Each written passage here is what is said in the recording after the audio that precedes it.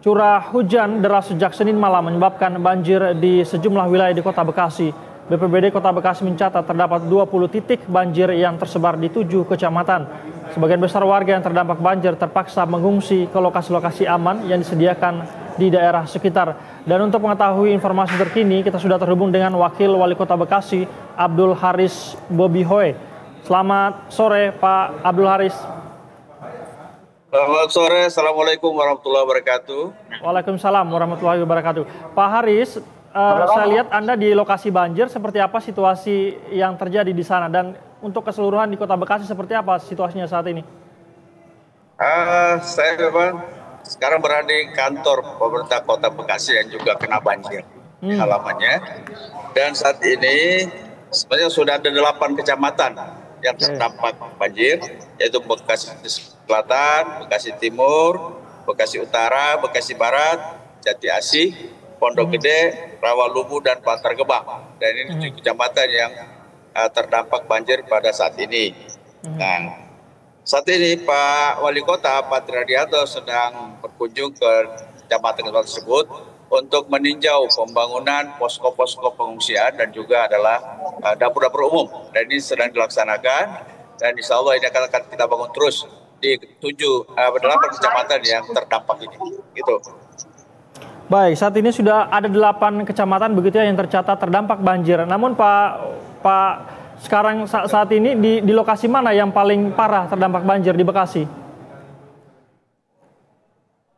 Di daerah Jati Asih, Pondok Gede Permai, itu yang paling parah karena itu hampir mencapai 7 sampai ada 8 meter ketinggiannya, sehingga mereka yang harus mengungsi ke rumah di atasnya tingkat 2 bahkan tingkat 3. Nah, saat ini memang yang sedang kita lakukan daerah itu yang paling terdampak, dan kita berupaya untuk terus mengungsikan para orang-orang yang berada di dalam rumah yang sekitar Pondok Gede Permai. Saya kira ini juga terlakukan sejak pagi dan sudah menyiapkan hampir 20 perahu karet untuk menjemput para pengungsi dari rumah masing-masing. Seperti itu, Mas.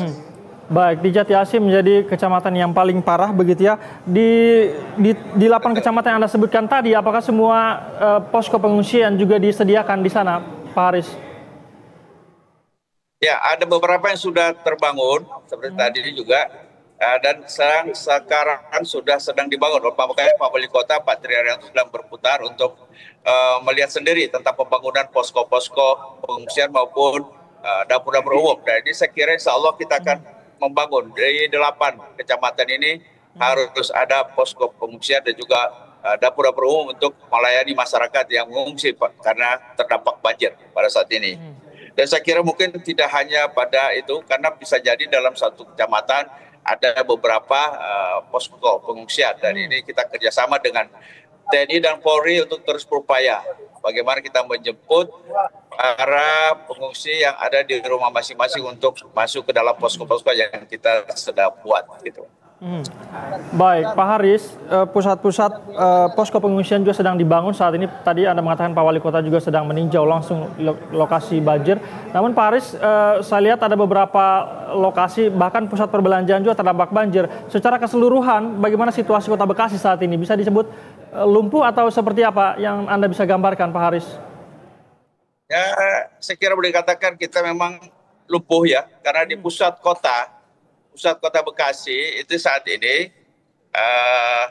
lumpuh, betul-betul lumpuh ya, karena memang kita melihat pertokoan, bahkan jalan utama, Jalan Ahmad Yani yang di depan kantor Pemkot Bekasi itu pun terdampak banjir yang cukup tinggi, sehingga membuat macet di daerah